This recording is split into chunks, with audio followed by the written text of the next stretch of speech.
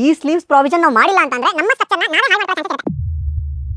Welcome to Falcon's channel. ಇವತ್ತು ನಾವು ನಮ್ಮ ಆನ್ ಗೋಯಿಂಗ್ ಕನ್ಸ್ಟ್ರಕ್ಷನ್ ಪ್ರಾಜೆಕ್ಟ್ ಅಲ್ಲಿ ಇದೀವಿ. ಪ್ಲಿಂತ್ ಬಾರ್ಬೆಂಡಿಂಗ್ ವರ್ಕ್ಸ್ ಎಲ್ಲ ಆಗಿದೆ, ನೀವು ನೋಡಬಹುದು. ಒಂದು ರೆಸಿಡೆನ್ಷಿಯಲ್ ಬಿಲ್ಡಿಂಗ್ ಗೆ ಯಾವ ಪ್ಲಂಬಿಂಗ್ ಸ್ಲೀವ್ಸ್ ನೀವು ಪ್ಲಿಂತ್ ಸ್ಟೇಜ್ ಅಲ್ಲಿ ಕೊಡಬೇಕು ಅಂತ ನಾನು ನಿಮಗೆ ತೋರಿಸ್ಕೊಡ್ತೀನಿ. ಸೊ ಸಂಪ್ ಇದೆ ಅಂತ ಅಂದ್ರೆ ಅದಕ್ಕೆ ಯಾವ ಲೈನ್ಸ್ ನ ಬರಬೇಕು. We have ಕೆಪ್ 2 inch PVC pipe here.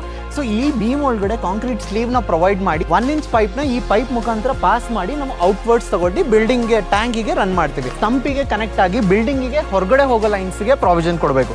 Site ಗೆ CMC ಲೈನ್ ಬರ್ಬೋದು, ಕಾವೇರಿ ಲೈನ್ ಬರ್ಬೋದು. ಈ ಎರಡು ಪ್ರಾವಿಷನ್ಸ್ ಗೆ ಈ ಸ್ಲೀವ್ ಪ್ರಾವಿಷನ್ ಕೊಟ್ಟಿದೀವಿ. So rain water harvesting car parking ಅಲ್ಲಿ ಪ್ಲಾನ್ ಮಾಡಿದ್ರೆ ಸೊ ಇಲ್ಲಿಗೆ ಒಂದು inlet line that is coming from the terrace. This is the inlet pipe that we are taking inside the car parking. So ಇಲ್ಲಿ 4 inches sleeve ನ provide ಮಾಡಿದ್ವಿ.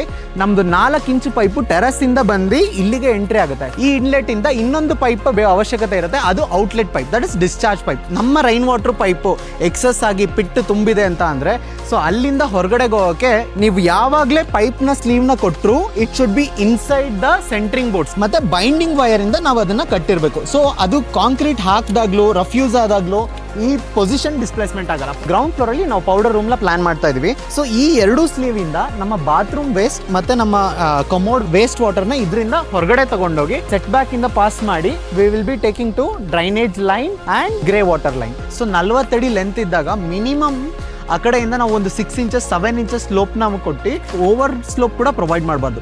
So over slope provide ಮಾಡಿದ್ರೆ ಏನಾಗುತ್ತೆ ಅಂದರೆ ನಮ್ಮ ಸಾಲಿಡ್ ವೇಸ್ಟ್ ಎಲ್ಲ stuck ಆಗುತ್ತೆ, water ಮಾತ್ರ ಫ್ಲೋ ಆಗುತ್ತೆ.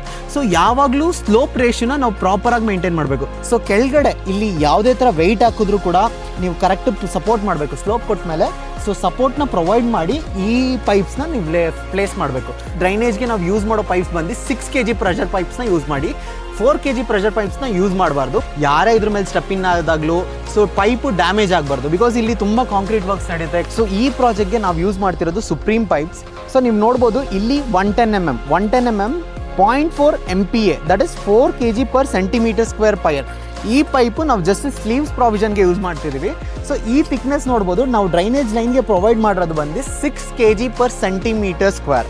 ಸೊ ಅಂತ ಅಂದರೆ 0.6 MPa ಇರುವಂಥ ಪೈಪ್ ಥಿಕ್ನೆಸ್ನ ನಾವು ಈ ಪ್ರಾಜೆಕ್ಟ್ ಡ್ರೈನೇಜ್ ಲೈನ್ಸ್ಗೆ ಯೂಸ್ ಮಾಡ್ಕೋಬೇಕು. ಈ ಥರ ಪ್ಲಂಬಿಂಗ್ ಪ್ರಾವಿಷನ್ಸ್ನ ನೀವು ಸ್ಲೀವ್ಸ್ನ ಕೊಡೋದ್ರಿಂದ ನಮ್ಮ ರಾಡ್ ಕಟಿಂಗ್ ಆಗಿರ್ಬೋದು, ಸ್ಟ್ರಕ್ಚರಲ್ ಡ್ಯಾಮೇಜಸ್ ಆಗಿರ್ಬೋದು, ಎಲ್ಲ ಕೋರ್ ಕಟಿಂಗ್ ಮತ್ತು ಚಿಪ್ಪಿಂಗ್ ವರ್ಕ್ಸ್ನ ಅವಾಯ್ಡ್ ಮಾಡ್ಬೋದು.